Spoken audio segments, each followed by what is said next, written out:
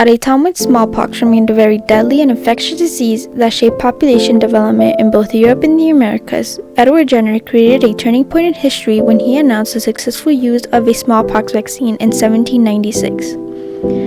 Although Jenner's work was not immediately accepted in the medical communities, and other forms of disease prevention, such as inoculation, persisted in many countries, Jenner's vaccine saved thousands of lives in the century following his discovery. Ultimately, Jenner's work on vaccine development led to the successful eradication of smallpox, the only disease in human history to be completely eradicated in the human population. Smallpox is a disease caused by the variola virus. Approximately 30% of all the people who developed smallpox died from the disease, and those who survived were often left badly scarred or blind. Within a few days of showing symptoms, patients infected with smallpox were highly contagious and developed a rash of small red spots on their tongue and in their mouth. As soon, a similar rash broke out in the patient's skin. Over the weeks, the rash formed hard, pea-sized pus-filled blisters. In patients who survived smallpox, the blisters eventually scabbed over and fell off, often leaving severe and disfiguring scars. The origin of the smallpox virus may be as old as human history. The earliest visual evidence of smallpox dates to ancient Egypt, where scientists have found evidence of the disease's bumpy skin lesions on the mummy of Pharaoh Ramses V. Written descriptions suggest that smallpox reached China by the 4th century, followed by Japan in the 6th century. The disease was so common in the 7th century in India that it had its own goddess, Shitla Mata.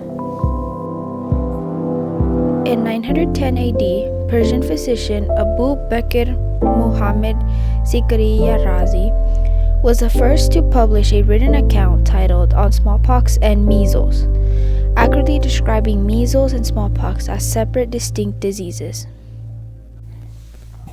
Although trade along the Silk Road in the 10th century contributed to the spread of smallpox into Asia Minor, it also allowed the exchange of medical ideas. One such idea was variolation, a precursor to vaccination.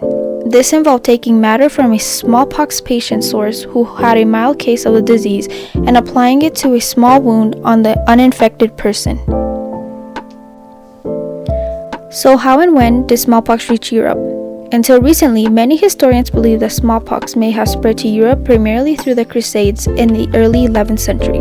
However, in 2020, modern DNA studies suggest that smallpox came to Europe as early as the 7th century. As Europe entered the age of exploration in the 16th century, slave traders, conquistadors, and colonists brought the smallpox to West Africa and the Americas. In the Americas, where the native population had no natural immunity to zoonotic diseases, the impact of smallpox and other European diseases resulted in demographic collapse, killing up to 95% of the native population in some areas of the Americas. By the late 18th century, when Edward Jenner began his quest to stop the spread of smallpox, more than 400,000 Europeans were dying annually from the disease, with more than 321,000 deaths in London in the century before Jenner's vaccine. All told, historians estimate that smallpox claimed the lives of more than 300 million people before Jenner's vaccine became widely available. Edward Jenner was born in England in Berkeley, Gloucestershire County on May 17, 1749. He was inoculated for smallpox when he was 8 years old, developed a mild case, and was subsequently immune to the disease.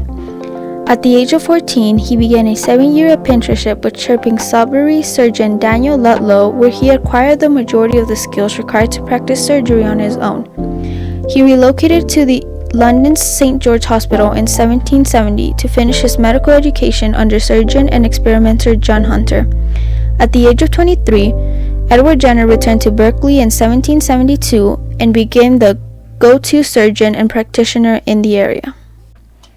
Cowpox is a viral disease of cow udders which, when contracted by a human through contact, resembles mild smallpox.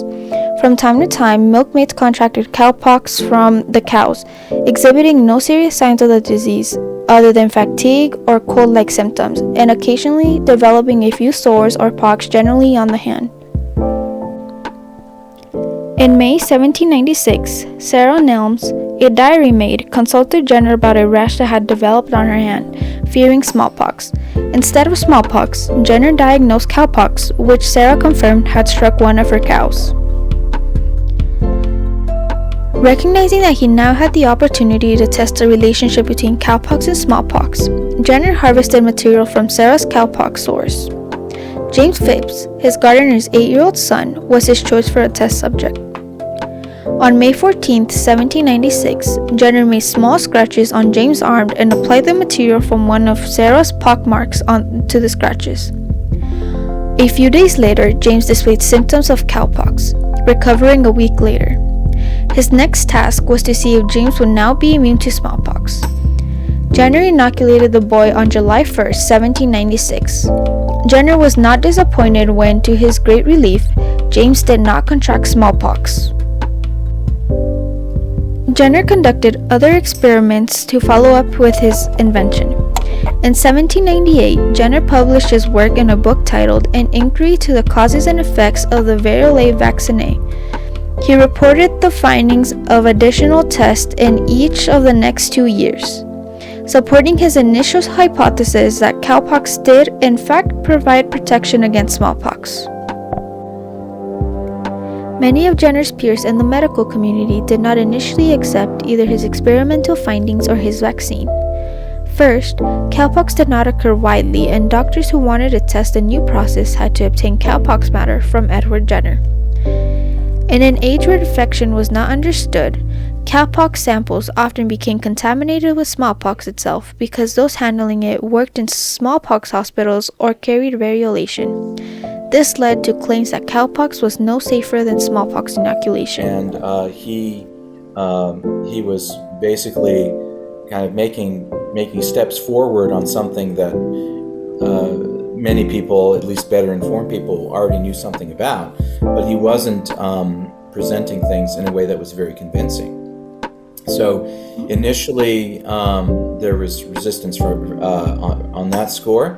After Jenner published his 1798 treatise and started to do some experiments, there were some miscues or some things that went wrong in one of the first hospitals where large numbers of patients were given vaccines, that now using the cowpox material. However, Jenner did have supporters as well, and over the time his work was slowly accepted by the medical community. In 1806, a group of physicians in the newly founded United States published a work entitled Smallpox Destroys, Vaccines Save Thousands of Lives, in which they detailed the number of people who survived the disease as a result of Jenner's work.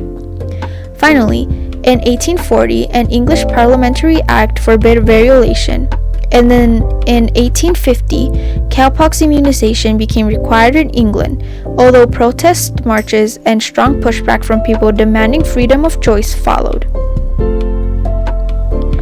During the 19th and 20th century, countries around the world adopted smallpox vaccines, saving thousands of lives. The World Health Organization began its global smallpox eradication effort in 1967.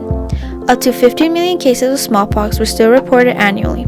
The Indian subcontinent, Africa, and South America continued to report the highest number of smallpox cases each year. After 2 decades of the international efforts, the World Health Organization at last declared smallpox is dead in 1980, marking the first successful eradication of a human virus in our history, and at last fulfilling Edward Jenner's 1801 prediction of a world free of smallpox. In the centuries following Jenner's invention of the first vaccine, scientists used his work as a foundation for vaccines to prevent many other diseases, including many that routinely led to the death in children, such as measles, mumps, diphtheria, and polio. According to the World Health Organization, vaccine prevents the death of between 2 and 3 million people every year through global immunization programs. Scientists have also made substantial advancements in vaccine technology, and today, many vaccines no longer use Jenner's technique. However, new vaccine technology, such as the ribonucleic acid vaccine, was used for the first time in the COVID-19 pandemic, would not have been possible without Jenner's pioneering work.